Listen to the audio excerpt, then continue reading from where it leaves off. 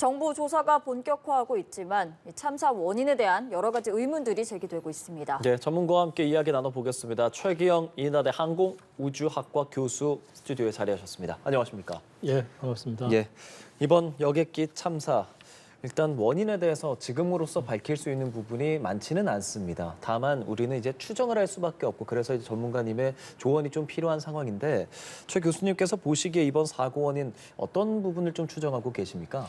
예, 몇 개의 원인이 복합적으로 이렇게 작용했죠. 순차적으로. 예. 우리가 보통 이제 항공기도 어떤 단일한 원인에 의해서 직접적으로 이렇게 이번 같이 큰 사고로 이어지지 않도록 여러 가지 대비를 해놓습니다.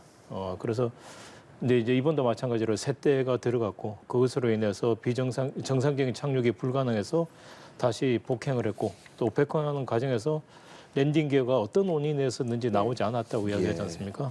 그리고는 이제 착륙을 했는데 또 착륙할 때의 위치라든지 속도라든지 그런 것이 적절했는지 또 마지막에 충분히 감속되지 않은 면에서 활주로를 벗어나서 통상적인 상황이라면 우리가 로컬라이즈라고 하는 그 방향 지시기까지 가지를 않거든요. 그런데 그 범위를 벗어나는 바람에 이게 만약에 하나만이라도 빠졌으면 사고가 안 생겼을 텐데 예. 그것이 이어졌으니까 딱히 어느 하나의 문제라고 보기는 어려울 것 같습니다.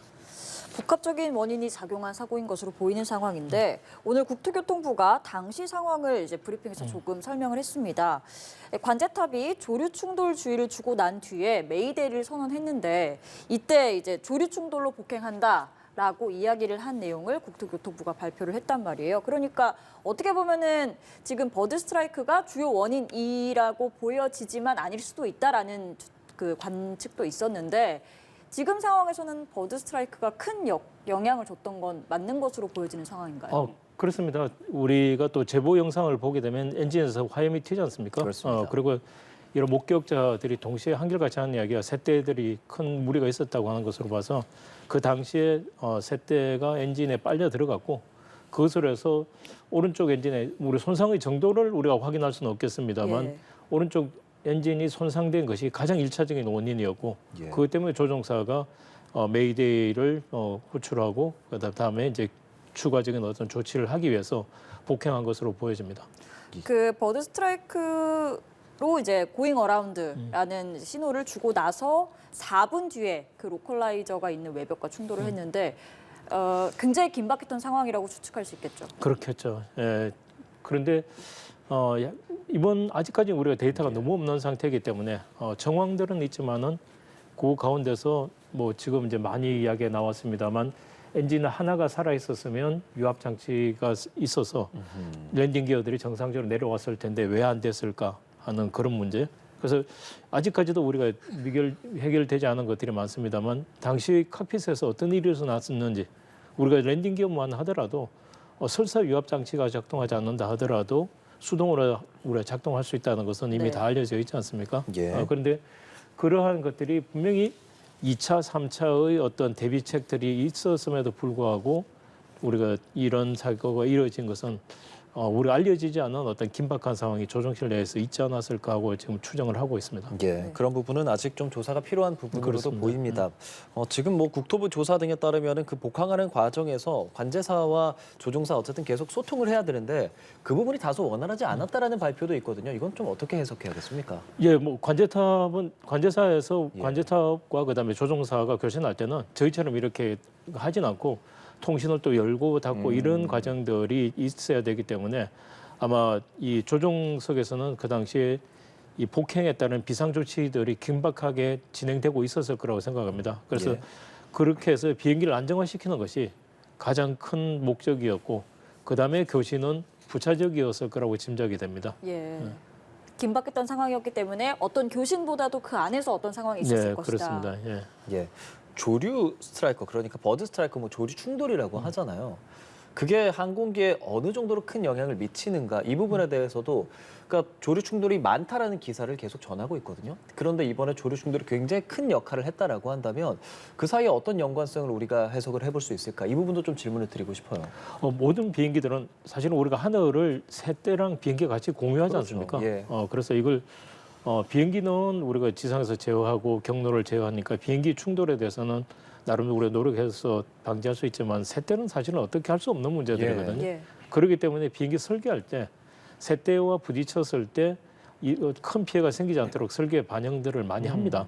그래서 군용 항공기도 그렇고 민간 항공기도 그렇고 기체에 부딪혔을 때 이 기체가 쇠에 부딪힘으로 인해서 기체가 파손을 이어진다든지 그렇지 않도록 예. 설계에 반영이 되어 있고 엔진 역시 마찬가지로 이 새떼에 의해서 엔진이 동시에 다 꺼지는 경우는 굉장히 드문 케이스고 예. 이번에도 오른쪽 엔진만 일차적으로 손상이 된 것처럼 보이지 않습니까? 예. 그래서 이 새떼와 부딪힌다고 해서 모든 이 널리는 사고로 그렇죠. 이어지진 않고 항공기들도 이미 그게 어느 정도는 대비가 되어 있고 또 거기에 따라서 조종사들이 그런 경우를 만났을 때는 뭐 이번 같이 폭행이라든지 비상 절차를 수행하도록 훈련을 많이 받는 걸로 알고 있습니다. 예. 그런데도 불구하고 조류 충돌 관련한 이제 사고가 있었기 때문에 나오는 말은 이 무안 공항에 조류가 워낙에 많다라는 것들이 계속 보도되고 있습니다. 거기서 이 조류를 뭐랄까요 쫓기 위한 어떤 방안들을 갖고 있는지 이 부분 알려진 게 있습니까? 또 공항 우리가 지금은 예. 항상 철새가 사실은 이동을 많이 할 시점이지 않습니까? 그래서 우리나라 아마 전역이 비슷할 텐데 철새들이 날아갈 때 내려 쉬는 곳이 보통 보면 산이나 이런 곳이 아니고 나무가 많은 곳이 아니고 예. 오히려 개활지들을 더 좋아하는 것 같더라고요. 먹이 활동도 하기도 좋고. 그래서 우리나라 서해안들이 아마 그래서 철새 이동 경로로 많이 활용되는 것 같은데 그러면 새들 같은 경우에는 우리가 보통 소리로서 이렇게 쫓습니다. 예. 그래서 공항에도 큰 굉음을 낼 수 있는 이제 뭐 기계들이 있고 또 사람이 다니면서 직접적으로 조류 대치도 하는데 이 새들이 뭐 그 지역에 상주하는 새들 같은 경우는 미리 습성을 안다고 합니다. 그래서 거의 패턴처럼 이렇게 다니니까 네. 사람들이 주기적으로 다니면서 이것을 쫓아내는데 보통 이제 큰 소리들을 내서 우리 공기총인데 탄환이 없는 공기총들을 일반적으로 사용하고 뭐 필요한 경우는 긴급하게는 또 이제 사냥을 쏘기도 하고 그렇게 한답니다. 네, 이 무안공항의 경우에는 지금 말씀하신 것처럼 이 철새 도래지로 알려져 있는 장소인데 조류 퇴치 인력이 4명밖에 없었다라는 보도가 있어요. 다른 공항과 비교를 해보면 뭐 김해공항 같은 경우는 16명 절대적인 인력이 있다. 그런데 조류 퇴치만 담당하는 전담 인력이 4명뿐이다. 그러면 이 부분에 대해서는 사실 무안공항에서도 좀 관리 감독을 좀 소홀히 했다 이렇게 지적할 수도 있는 상황일까요? 예, 그 문제는 우리가 같이 한번 좀 짚어봐야 될 것 같아요. 그렇게 4명밖에 없는 것은 아무래도 이게 항공기 이착륙 빈도가 낮기 때문에 예. 그랬을 거라고 생각하는데 예. 그런데 이제 문제는 사고는 늘 발생할 수 없으니까 그죠? 그럼 예. 오히려 새떼가 많은 것도 고려해서 빈도는 다른 곳보다 몇 분의 1.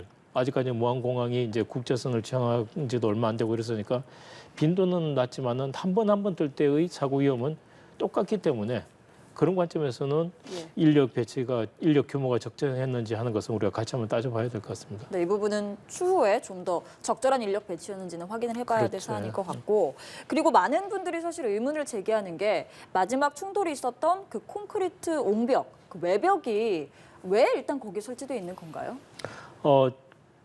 이 장치를 우리가 이제 로컬라이저라고 영어는 로컬라이저라고 하고 쉽게 말하면 이제 비행기가 활주로에 방향을 맞춰서 착륙해야 되지 않습니까? 예, 이제 예. 두 가지가 있는데 하나는 활주로의 방향을 맞추는 것, 두 번째는 내가 일정한 고도로 내려오게 하는 것.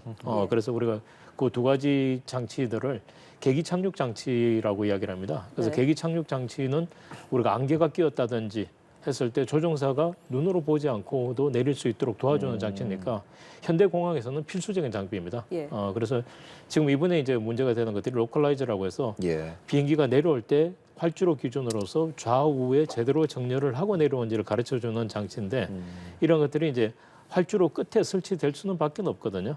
근데 문제는 지금 나온 이야기들이 이걸 이제 고정하는 방식이 예. 그냥 땅에 이렇게 땅 가까이 놓고 이게 포를 세우는 방식이 아니고 왜 둔턱을 만들고 그 위에다가 설치했을까 하는 이야기들이 나오는데 네. 아마 이런 것들에 대해서도 제가 공항 시설 전문가는 아니라서 잘 확신을 못 드리겠습니다만 나름대로 규정을 지키면서 하지 않았을까 하는 생각은 들지만은 문제는 이제 그 규정이라는 것도 한 번도 이런 상황을 겪어보지 않은 상태에서 만들어진 네. 것이었으면 다시 한번 우리가 처음으로 돌아가 볼 필요는 있겠죠. 그 일각에서는 이런 지지 장치를 이 파손 가능한 재질로 만들어야 한다라는 보도도 많이 나오더라고요. 근데 콘크리트 같은 경우는 사실 파손 가능하다기보다는 좀 단단한 재질 아닙니까? 많은 아까 말씀드린 것처럼 사실 공항 시설들이 그러한 것들에 많이 대비되어 있습니다. 우리 뭐 유도등이라고 하죠. 착륙등이나 이런 것들도 어떤 고정된 것이라기보다는 왜 우리가 자동차를 몰고 가면 이렇게 이 봉들이 박혀 있지 않습니까? 예. 이 갓길 쪽에.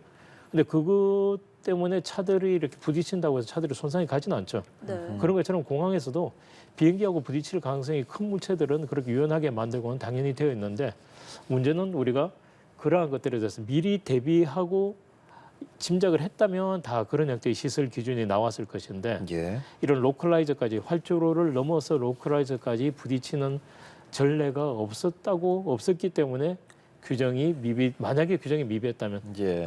그랬을 거라고 짐작합니다. 그렇습니다. 다만 오늘 오후에 국토부에서 브리핑을 한 내용에서는 뭐 해외 수많은 공항, 우리나라 몇몇 공항의 사례를 언급하며 또 콘크리트로 지을 수 있다라는 사례를 말했기 때문에 말씀하신 것처럼 아직은 충분한 조사가 좀 필요해 보이는 시점이라고 생각이 들고요. 저희가 그 착륙하는 상황을 얘기했으니까 그 부분을 조금 더 짚어보면 동체 착륙을 했습니다. 동체 착륙이 어떤 상황에서 어떻게 하는 건가에 대한 이야기를 좀 먼저 해주실까요? 예, 동체 착륙은 말 그대로 이제 바퀴가 내려오지 않는 경우에 예. 그래서 바퀴가 이제 세 개 앞쪽으로 노즈 기어라고 하고 그다음에 동체 중앙에 랜딩 기어라고 해서 튼튼하게 이렇게 받쳐주고 이 바퀴에는 이제 브레이크 장치까지 같이 들어가 있습니다. 예. 그래서 이제 감속을 할 때 우리가 몇 가지 장치를 동시에 가동하는데 이런 바퀴가 내려오지 않게 되면 속도를 감속시키기 위해서 우리가 그대로 이렇게 동체면을 거의 지면과 평행하게 이렇게 가져가면서 예. 동체와 지면의 마찰에 의해서 감속시키는 그런 방식을 쓰게 되는 거죠. 예, 말씀하신 것처럼 동체 자체를 마찰력을 통해서 멈추도록 하는 것인데 사실 지금 화면에 나가고 있습니다. 이게 뭐 충돌 상황을 어느 정도 저희가 좀 재현을 한 모습인데 이게 떨어지고 나서 동체로 착륙했을 때 그때 당시에 기체가 어느 정도 앞으로 기울어져 있었냐. 기울어져 있음으로써 마찰력을 더 많이 발생시켜야 동체 착륙의 일반적인 매뉴얼이라고 전해지고는 있는데 혹시 이 부분은 어떻게 이해를 해야겠습니까, 교수님? 이 부분은 사실은 나중에 이제 숫자로 어차피 나올 것이기 때문에 예. 제가 지금 상태에서 예단하기는 조금 조심스럽습니다만 네. 아무래도 이제 기체를 기수 부분이 들고 있으면 우리가 비행기가 날개에서 뜨는 힘들이 생기지 않습니까? 예. 결국 큰 마찰이 생기면 제동거리가 짧겠죠. 그죠? 우리가 자동차 브레이크를 세게 밟는 거하고 같은 효과니까. 그런데 이 기수 부분이 들려 있으면 아무래도 누르는 힘이 약하기 때문에 예. 날개에서 뜨는 힘들이 생기기 때문에 예. 누르는 힘이 약해서 마찰이 적어서 훨씬 더 먼 거리까지 갈 수밖에 없고 그다음에 이제 기수 부분이 내려가 있다고 하게 되면 그럼 누르는 힘이 커져서 마찰도 따라서 커지고 제동거리가 짧았을 텐데 왜 저렇게 기수가 예.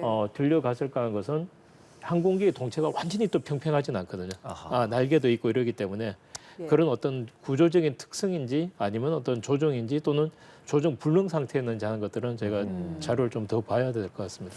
이 랜딩 기어 말고도 제동 장치가 다른 것들이 있잖아요. 네. 비행기에. 그런데 그게 작동하지 않은 원인에 대해서도 사실 이 버드 스트라이크 때문에 항공기 시스템 자체가 마비가 됐기 때문에 뭐 랜딩 기어도 안 내려온 것이고 뭐 다른 날개 장치 같은 것도 작동이 안 된 거다라는 이제 관측도 있지만 그게 아니다. 버드 스트라이크와는 이제 좀 관계가 없다. 항공기 자체 결함이었을 수도 있다라는 주장도 있는데 교수님은 좀 어떻게 지금 볼 수 있을까요? 이제 항공기가 이제 우리가 이 무항공은 2.8km 이렇게 하는데 짧은 거리에서 이제 터치다운 접지하고 나서 예. 보통은 2.8km를 다 쓰진 않고요. 한 중간 정도 가면 이렇게 멈추죠. 그렇죠. 예. 그래서 그 멈출 때까지 일어나는 이제 액션이 우리 엔진은 비행기를 앞으로 밀어주는 힘을 만드는데 이 착지를 하면 그때는 이 노즐 부분을 조절해서 거꾸로 힘을 반대 방향으로 걸어줍니다.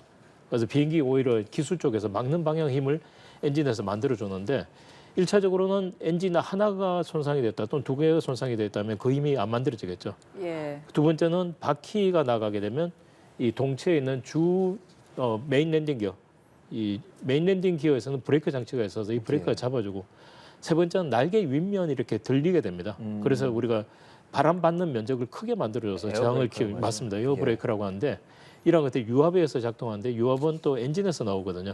네. 그래서 만약에 엔진이 손상이 되었다면 유압 장치가 제대로 작동이 되지 않았을 건데 예. 이제 한 가지 미스테리가 이 폭행을 하고는 거의 활주로 정중앙으로 잘 내려왔는 거예요. 예, 예. 조종사들이 노력해서 잘 내려왔다고 하게 되면 적어도 조정 기능은 살아 있었을 거라고 생각되고 그러면 에어 브레이크도 들려야 되는데 네. 어떤 착륙 시점에서의 큰 충격에 의해서 그런 것들이 순간적으로 뭐 손상이 생겼을 가능성도 있지 않을까 생각을 하고 있습니다. 예. 뭐 사실 지금으로서 정말 저희가 연이어 이 얘기를 하지만 지금으로서 알 수 있는 것이 많이 없습니다. 저희는 추정을 하는 것이라는 거 시청자 여러분께 거듭해서 좀 말씀을 드리도록 하겠고요. 어쩔 수 없이 또 다시 나오는 말이 조금 전에 언급했지만 애초에 기체에 결함이 있었을 수도 있고 혹은 버드 스트라이크로 인해서 아예 조종이 좀 불가능해졌을 가능성도 지금으로서 결코 배제할 수 없는 거죠, 교수님. 그렇습니다. 예. 근데 조종이 마지막 단계까지 활주로의 정중앙에 내려왔다는 것은 이제 조종이 어느 정도 조종력은 있었는데 엔진이 비정상적이고 아마 우리가 또 모르는 다른 엔진 하나뿐만 아니고 비행기는 모든 시스템들이 다 서로 개통적으로 연결이 되어 있기 때문에 예. 그 내부적으로는 어떤 연쇄적으로 해서 뭐 긴급한 상황이 돼서 조종사가 보통 회항을 하면 이렇게 예. 이제 크게 원을 그리고 돌아오거든요. 예, 예. 네. 그래서 시간을 벌고 비행기도 좀 속도와 고도를 맞춰서 내려오는 것이 일반적입니다. 그다음에 이제 소방차들도 출동하려면 시간이 걸리니까 지상에서도 대비할 시간을 벌어주고 하는 것들이 일반적인데 이번은 복행하고 나서 굉장히 긴급하게 정반대 방향으로 내리는 이런 것들을 보게 되면 상황이 아주 긴급했지 않을까 짐작을 합니다. 알겠습니다. 그리고 이 사고가 난 항공기 여객기가 사고 직전 어떤 스케줄로 이제 운항을 했는지도 공개가 됐습니다. 사고 직전 48시간 동안 13차례 운항을 한 것으로 드러났거든요. 제주항공 측은 뭐 이런 스케줄이 그렇게 무리한 운항은 아니라고 이야기를 했는데 사실 이 LCC 항공인 거잖아요. 이 정도 스케줄 뭐 일반적이라고 볼 수 있나요? 제가 운항 전문가가 아니라서 뭐 명확하게는 말씀 못 드리겠습니다만 우리가 여기서 미국 가거나 유럽 가면 한 15시간씩 비행하기도 하죠. 예. 그런데 이제 제주항공은 가까운 국내선 위주로 하고 아마 가까운 이제 근처 동남아시아 이쪽으로 하면 그럼 국내선이면 우리가 1시간 거리라고 하게 되면 그러면 비행 시간만으로 보면 사실은 그렇게 길지는 않습니다. 예. 그래서 대신에 이제 착륙을 하게 되면 이 착륙 과정이 비행기에 큰 무리를 주는 과정이기 때문에 예. 착륙하고 다음 이륙할 때까지는 그 시간을 통해서 유관 검사를 한다든지 또는 비행 중에 일어났던 비행에는 큰 영향을 안 미치지만은 우리가 예. 점검해야 될 상황 같은 것들을 정비사들이 다 보고하도록 국토부 규정에 명확하게 되어 있거든요. 예. 근데 그런 것들을 매번 비행기가 내리고 할 때마다 감독할 수는 없기 때문에 항공사들의 일임을 해놓고 있기 때문에 아마 지금 국토부가 바쁘게 하는 일들이 그런 자료들 어떤 예. 정비 이력이 있었나 하는 것들을 자료 보존하는 절차에 들어가 있지 않을까 짐작합니다. 예, 여러 가지 가능성을 살피고 있는 상황이라는 점 말씀드리고요. 이번 항공기 기종 보잉 737-800입니다. 어떤 항공기인지 좀 말씀해 주실까요? 예, 737 시리즈는 우리가 60년대부터 시작을 했고요. 그래서 800이라고 하면서 이제 시리즈 번호인데 그건 737 이제 클래식부터 시작해서 지금은 이제 맥스라고 하는 기종입니다. 이것도 역시 좀 유명했던 나름 문제가 있어서 유명했던 기종인데 바로 그 전 단계에서 있었던 건데 뭐 전 세계 가장 여객 기종에서는 가장 많이 팔린 비행기라고 이렇게 생각을 하시면 될 것 같습니다. 예, 국토부에서도 이번 기종에 대해서 전수 특별 조사를 한다라고 밝혔습니다. 어떤 부분에 대한 조사가 필요할 거라고 생각하세요? 아무래도 이제 오늘인가요? 또 랜딩 기어 제주항공에서 또 랜딩 기어 그렇습니다. 문제가 있고 그랬는데 비행기라는 게 사실은 수백 톤짜리의 물건이 떠다니니까 굉장히 늘 기계적인 무리들은 군데군데 가기 마련입니다. 예. 그래서 이제 그런 것들을 우리가 2중, 3중의 안전장치라든지 또 엄격한 정비 규정이라든지 그런 것들을 만들어 놓았는데요. 예, 그런 것들이 이제 그럼에도 불구하고 우리가 미리 예지하지 못했던 그런 문제들이 생길 수 있고 또 거꾸로 항공사 입장에서는 이게 내가 규정대로 했다고 끝나는 문제가 아니고 조금 주인의식을 가지고 적극적으로 할 필요도 있거든요. 예, 그래서 그런 것들에 대해서 1차적으로 기본 규정은 말 그대로 기본이죠. 예, 예. 그 기본 위에 뭘 얼마나 더하냐 하는 것들은 항공사의 책임이라고 이렇게 그 부분은 항공사의 어떻게 보면 법적 도덕적 책임이라고도 할 수 있겠죠. 그런데 그렇습니다. 이제 그게 또 항공사 입장에서는 불강력적인 상황이었을 수도 있겠고요. 예, 맞습니다. 뭐 지켜봐야 할 것들이 많은 듯 이 기종이 무조건 문제가 있다라는 말씀을 드리려는 것은 아니고 다만 연쇄적으로 이 같은 기종에서 문제가 생겼기 때문에 그런 가능성을 조사하고 있는 단계고 보잉사에서도 오늘 저녁에 이제 입국을 한다고 하더라고요.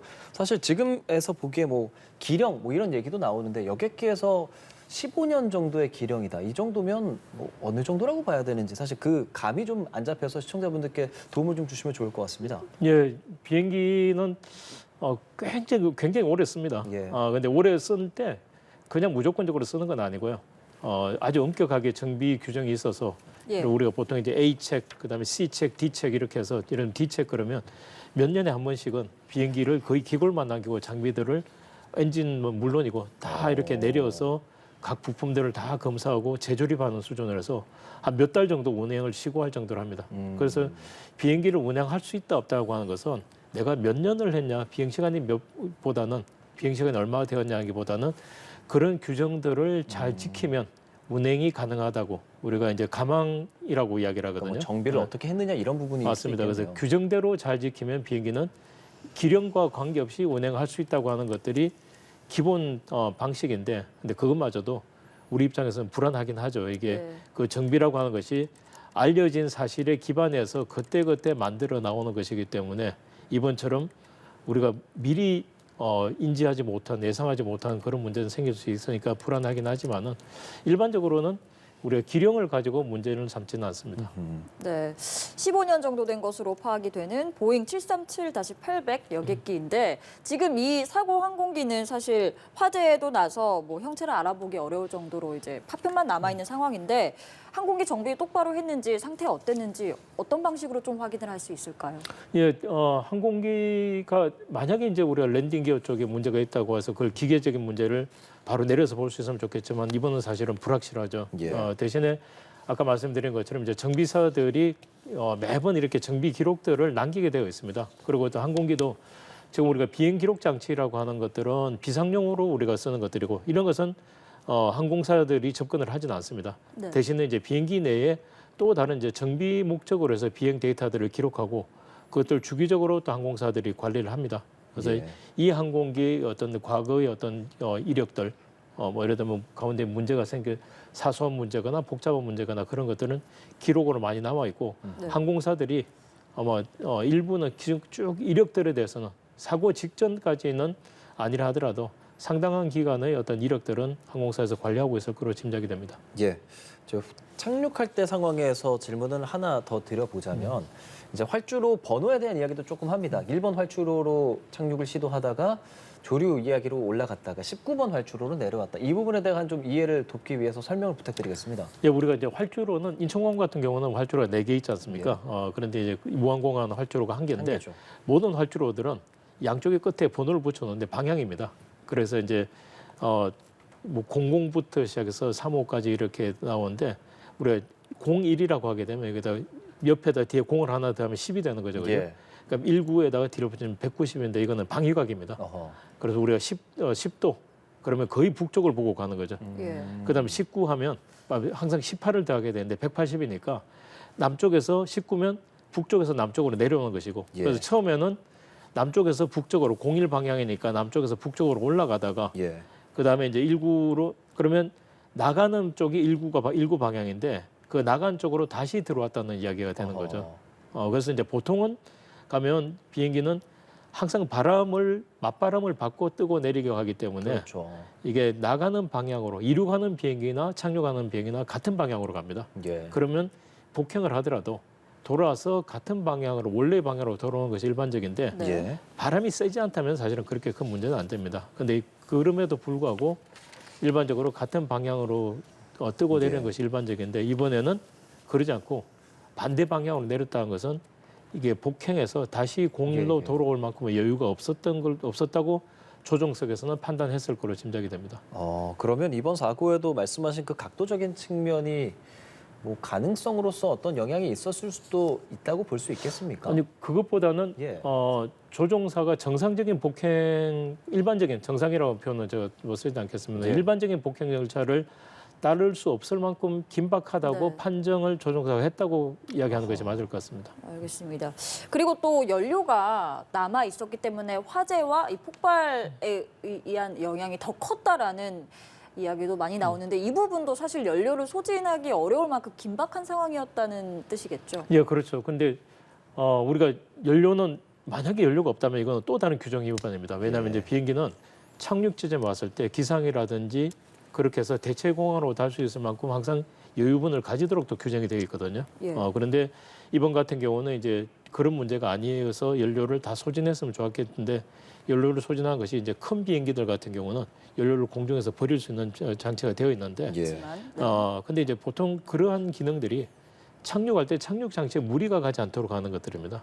그런 목적으로 만들어져서 이처럼 이제 상대적으로 작은 비행기들은 그런 기능을 넣지 않고 네. 필요하다면 공중에 선회를 하면서 연료를 비워넣는데 이번은 아까 말씀드린 것처럼 네. 그런 선회를 할 여유가 없었다고 판단한 것 같습니다. 맞습니다. 말씀하신 게 이제 덤핑이라고 표현을 하더라고. 화재 예방을 위해서 이제 좀 연료를 비우는 과정인데 그만큼 회항할 여유가 좀 없었던 걸로 지금으로서는 판단이 되고 그래도 어쨌든 이 비상 상황을 알렸을 때 어떤 조치가 이루어지는가 이런 부분도 보면 공항 측면에서 뭐 폼을 바른다 뭐 이런 류의 매뉴얼도 있는데 또 국토부에서 설명하기로는 그 규정이 또 지금으로서 없다라는 이야기들도 있어서 사실 시청자분들이 조금 헷갈리는 부분도 있거든요. 어떻게 좀 말씀해 주시겠어요? 예, 그 폼이라는 게 소화액제라고 알고 있습니다. 예. 근데 이제 국토부의 입장은 자 폼을 바르니까 이게 동체 착륙을 했을 때 마찰 계수가 예. 더 미끄러워지는 거죠. 네. 그러니까 화재 위험은 줄어들지만은 더 미끄러워져서 제동 거리가 지금처럼 길어져서 활주로를 벗어나는 이 양 측면이 같이 있기 때문에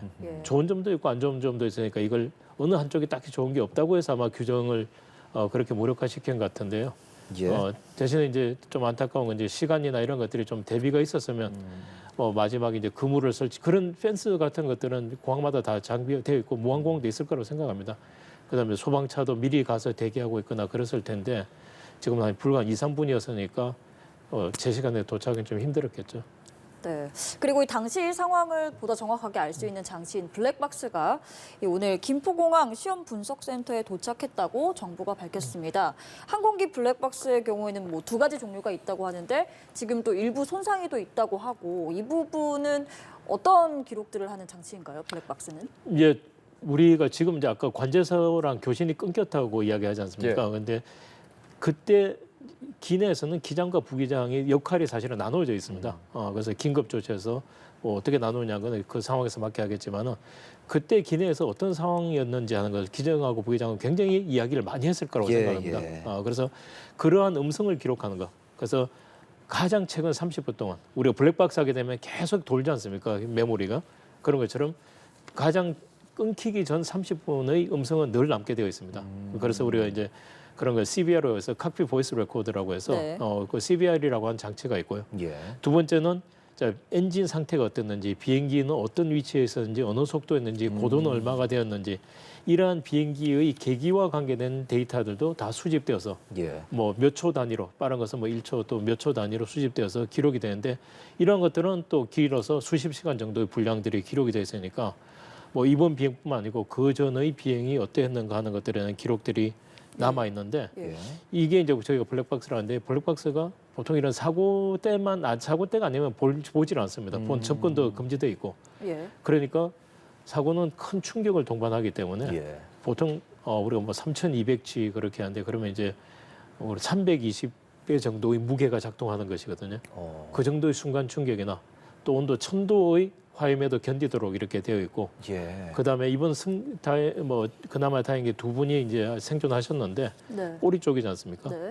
이런 좀 꼬리가 비교적 충격이 덜해서 꼬리 부분에 설치하도록 되어 있는데 근데 충격이 워낙 컸기 때문에 외형이 네. 일부 손상이 되었다는데 아까 말씀드린 것처럼 설계할 때 굉장히 큰 강도에도 견딜 수 있도록 설계되었기 때문에 내부의 메모리는 우리가 보존돼 있지 않을까 하고 네. 좀 기대를 해봅니다. 예, 맞습니다. 그 부분에 대한 조사도 지금으로서는 가장 중요해 보여요. 그래서 국토교통부 발표할 때도 기자들이 블랙박스에 대한 질문을 상당히 많이 하더라고요. 근데 답변으로는 이 블랙박스 이게 뭐 당장 바로 알 수 있지 않다. 조금 뭐 해독하는데 시간이 걸린다 이런 말도 있더라고요. 그렇지는 않을 것 같고요. 대신에 이제 사고라는 게 이 종류에 따라서는 원인을 쉽게 그 밝히기 어려운 경우도 워낙 복합적이어서 예. 우리도 지금까지는 사고가 났지만은 원인이 안 알려진 항공 사고들도 제법 되지 않습니까? 추정만 하는 거죠, 사후에. 그러다 보니까 이제 국토부 입장에서는 뭐 지금 우리가 알고 있는 블랙박스뿐만 아니고 무안공항에 설치되어 있는 CCTV들도 있을 것이고 예. 그런 모든 자료를 보고 우리가 확실한 결론을 내야 되는 것이 정부 당국자의 입장이다 보니까 아무래도 보수적으로 생각 판단하는 것 같고 우리가 뭐 블랙박스 하나만 보고 데이터를 읽어내는 그것은 그냥 우리가 컴퓨터에서 메모리 그 읽어내는 것이랑 별로 다르지는 않는데 대신에 이제 여러 데이터들을 맞추고 틀림없는 그런 팩트들을 찾아내는 거기 때문에 보수적인 추정이라고 생각합니다. 알겠습니다. 블랙박스에 대한 분석도 계속 이루어져야 할 것 같고요. 그리고 사고 조사에 참여하기 위해서 미국 교통안전위원회 그리고 보잉사 관계자가 입국을 한다고 하는데 어떤 부분에서 좀 기여를 할 수 있을까요? 예, 아무래도 이제 조사의 이 주체는 그 항공사고가 난 그 당국이 하게 되어 있습니다. 그러니까 뭐 이거는 이제 국내에서 난 사고니까 우리가 항공사고 조사권을 가지고 있는데 그런데 이 아무래도 사고는 비행 빈도에 비례하지 않습니까? 하지 않겠습니까? 물론 이제 뭐 그 나라의 뭐 비행 정비 수준 이런 것도 들어가겠지만은 미국이 사고가 훨씬 우리보다 이런 이제 사고들이 많을 수밖에 없죠. 경험도 많고. 예. 그러니까 NTSB는 또 이런 항공은 전 세계적으로 협조 체제가 잘 민간 항공은 잘 구축이 되어 있습니다. 그래서 네. NTSB도 그런 협조 차원에서 저희가 요청하고 그쪽에서 받아들인 걸로 알고 있고 또 이제 만약에 이게 어떤 뭐 기체의 어떤 문제였다고 하게 되면 그러면 또 아무래도 나중에 이제 보험이라든지 그런 문제 관련해서 네. 항공사들 또 이제 우리 기체 제조사들도 들어오겠죠. 그리고 예. 지금으로서는 우리가 기록만 보고 그 기록과 기록을 이어주는 연결고리들인데 이거는 가장 전문가가 제조사들이기 때문에 그런 자문을 받는 수준이 아닐까 생각됩니다. 그럼 이게 조사를 도와주는 역할을 하게 되는 건지 아무래도 보잉사는 이게 만든 주체니까 혹시나 이게 좀 책임 소재를 가리기 위한 그런 상황이 되는 건지 이 부분도 좀 궁금한데요. 1차적으로는 당연히 저희가 조사 주도권을 가지고 있고 예. 보잉이나 또 NTSB 같은 경우는 자문 역할을 할 거라고 생각이 됩니다. 당연히 저희가 이 데이터를 보잉에 넘기고 보잉 보고 이렇게 해독해달라고 하진 않고요. 예. 네. 알겠습니다. 만약에 우리가 하기 어려운 여건이라고 하게 되면 그럼 신뢰성이 있는 뭐 제3국에 맡긴다든지 그런 식으로 예. 할 겁니다. 예, 어느 정도 조사 결과 그러니까 뭐 이 정도의 원인이 가장 유력해 보인다라는 것까지 나오기까지는 교수께서 생각하시기에 어느 정도 시간이 걸린다고 보십니까? 근데 항공사고는 통상적으로 지금 저렇게 우리가 화면에 보는 것처럼 다 잔해 덩어리지만은 또 이런 것들을 전문가들이 모으게 되면 그 안에서 또 다른 우리가 정보들이 나올 수 있기 때문에 다 하게 되면 아무리 빨라도 한 6개월 이상은 걸릴 것 같습니다. 제가 볼 때는 확실한 결론을 내기까지는. 마지막 질문이 될 것 같아요. 6개월 동안 사실 뭐 국민들 많은 사람들이 이제 뉴스를 보고 이 상황을 좀 주목할 텐데 전문가께서 보시기에 어떤 부분을 좀 중점적으로 생각하면서 시청자분들이 시청하시면 좋을까요? 예, 뭐 저희 방송 오면서도 많은 생각을 했는데 지금 제한된 정보를 어떤 말씀을 드릴까 고민을 했는데 이런 우리 이야기하는 것의 어떤 공익적인 기능이라면 어떤 사고 예방 차원 첫 번째는 유가족들에 대해서 좀 더 설명을 드려야 될 의무가 있는 것이고 예. 두 번째는 셋째 문제는 지금도 상존하고 있거든요. 예. 그러면 우리가 좀 더 우리가 경각심을 고쳐야 된다든지 항공사라든지 또 관리당국, 공항 모두가 또 경각심을 또 고양시켜서 우리가 항공교통은 이거는 현대 사회에서는 반드시 필수적인 예. 기능이거든요. 그래서 조금이라도 더 빨리 좀 일상으로 돌아갈 수 있는 방식이 돼야 되지 않을까 그런 관점에서 섣부른 추정보다는 좀 합리적인 어떤 결과들을 우리가 기다려야 되지 않을까 생각합니다. 예, 결코 이런 일이 반복되지 않기 위해 이야기 더 나눠봤습니다. 최기영 인하대 항공우주학과 교수였습니다. 고맙습니다. 네, 고맙습니다.